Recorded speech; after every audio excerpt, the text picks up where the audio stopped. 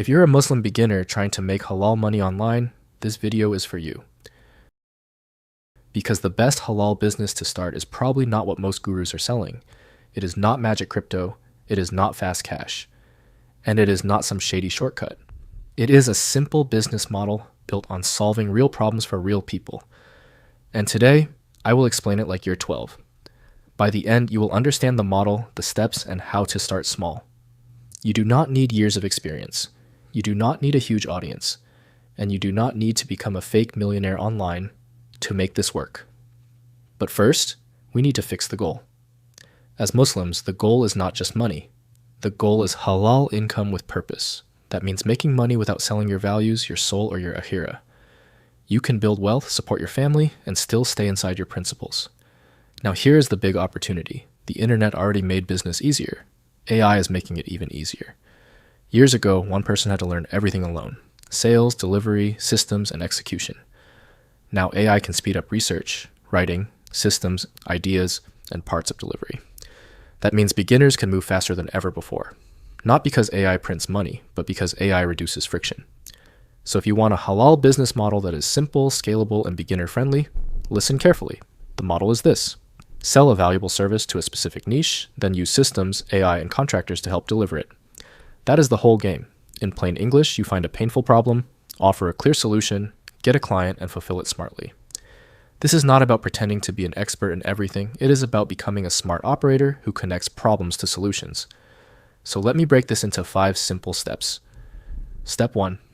Pick a painful problem in a specific market. Step 2. Turn that problem into an irresistible offer. Step 3. Build a lean fulfillment system using AI and contractors. Step 4. Get clients through outreach, content, or ads. Step 5. Repeat, improve, and scale. Let's start with step 1, because this is where most beginners mess up. Most people ask, what service should I sell? But that is the wrong first question. The right first question is, who am I helping and what problem hurts them right now? Because businesses pay for pain relief. The bigger the pain, the bigger the urgency. The bigger the urgency, the bigger the price. Let me give you a simple example. Imagine car rental companies with ugly websites that barely convert visitors into bookings. Their problem is not they need a website. Their real problem is lost bookings, lost trust, and lost money. So the opportunity is not selling pixels. The opportunity is fixing a revenue leak. Here's another example. Imagine bookkeepers and accountants who depend only on referrals. Their real problem is not we need marketing. Their real problem is unpredictable client flow. So your solution is not random marketing. Your solution is a system that helps them get more qualified leads consistently. That is how you start thinking like a business owner instead of a random freelancer. So when choosing a niche, look for 3 things. Number 1, they have money. Number 2, they have a painful and urgent problem. Number 3, the result you can help create is easy to understand. A bad niche is vague, broke, or not urgent. A good niche has money, pain, and a clear payoff. Now step 2, turn the problem into an offer people instantly understand.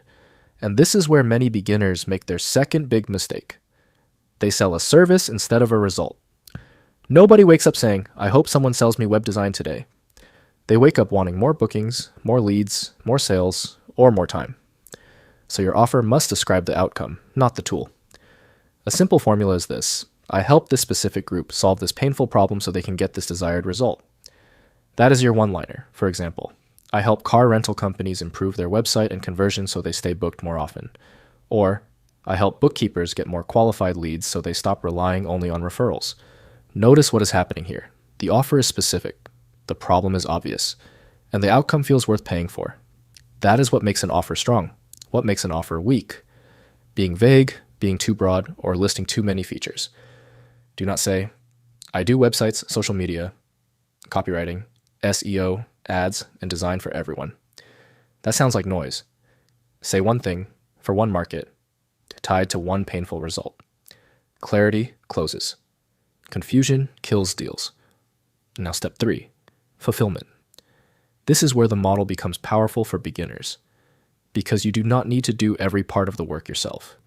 You can use AI to speed up research, drafts, systems, and repetitive tasks. And you can use contractors for skill delivery when needed.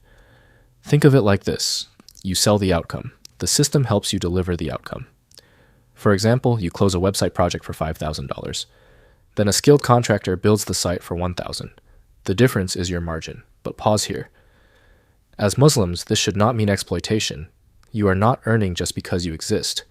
You are earning because you take the risk, find the client, manage the project, organize delivery, and protect the relationship. You are building the machine. The contractor is a partner in execution, not someone to squeeze dry. That is why ethics matter here. Pay fairly, be transparent, respect people's effort, and if you can work with skilled Muslims around the world, even better. Now compare this with hiring a full-time employee too early. An employee usually means salary, legal work, tools, and fixed costs. A contractor is usually paid per project. That makes the early stage much lighter and less risky. So the beginner advantage is this: lean setup, lower risk, faster movement. Now step 4, get clients. And here is the brutal truth. A business without clients is not a business. It is a business idea. So stop waiting to look perfect. You do not need a polished website, fancy colors, and expensive business cards to begin. You need conversations. There are 3 simple client-getting paths. Path 1, direct outreach. Find the right businesses, identify the problem, and send them a short, personalized message. Even better, record a quick Loom-style video showing what is wrong and how you can help. This works because it feels personal and useful. Path 2, content. Create simple content that attracts the exact audience you want to serve. That content can teach, show problems, share case studies, or break down mistakes. Then give people a way to contact you. Path 3, ads. Ads can work, but they cost money, so beginners do not need them first. For most beginners, direct outreach and content are enough to start. And here is the hidden advantage of this model. Because you're not buried in delivery, you can spend more time on finding clients. That means faster learning, faster feedback, and faster growth. Now step 5, repeat and improve. Your first offer will not be perfect. Your first outreach messages may be awkward. Your first system might be messy. That is normal.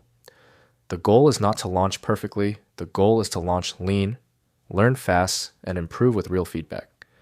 So let me summarize the whole model in one breath. Pick a niche with money and pain. Turn that pain into a simple result-based offer. Use AI and contractors to build a lean delivery system. Get clients through outreach or content, then repeat, improve, and scale. That is probably the best halal business model for a Muslim beginner today. Not because it is easy money, but because it is clear, useful, and grounded in real value. And if you remember one sentence from this whole video, remember this: halal business is not about chasing money. It is about solving problems without losing your principles. Start small, stay ethical, keep improving, and let barakah grow with the business. That is the game. And now you have the blueprint. Before we finish, here are 3 beginner mistakes you should avoid. Mistake number 1, choosing a service before choosing a problem. Do not start by saying, I want to sell websites or I want to sell marketing. Start by asking, who has a painful problem that I can help solve? Mistake number 2, making the offer too complicated. If a client needs 5 minutes to understand what you do, the offer is too confusing. A good offer should be understood in 5 seconds. Mistake number 3, trying to look professional before getting clients. You do not need a perfect logo, a perfect website, or perfect brand colors. You need conversations with real people who have real problems. So remember this simple rule: problem first, offer second, delivery third, clients fourth. That is how a halal business starts small, stays clean, and grows with real value. Before you leave, don't just watch this like entertainment. Take 1 minute and write your first halal business one-liner in the comments. Start with the word blueprint, then write, I help specific niche solve painful problem so they can get clear result. This one sentence will force you to think clearly about who you help, what problem you solve, and why people would pay you. And if you want more halal business ideas explained simply, subscribe to this channel. No fake guru hype, no shady shortcuts, just simple ethical business models you can actually understand. And start small. Next, watch this video where I show you how to find your halal niche. Because before you sell anything, you need to know who has money, who has pain, and what result they actually want. Click the next video and let's build the blueprint step by step.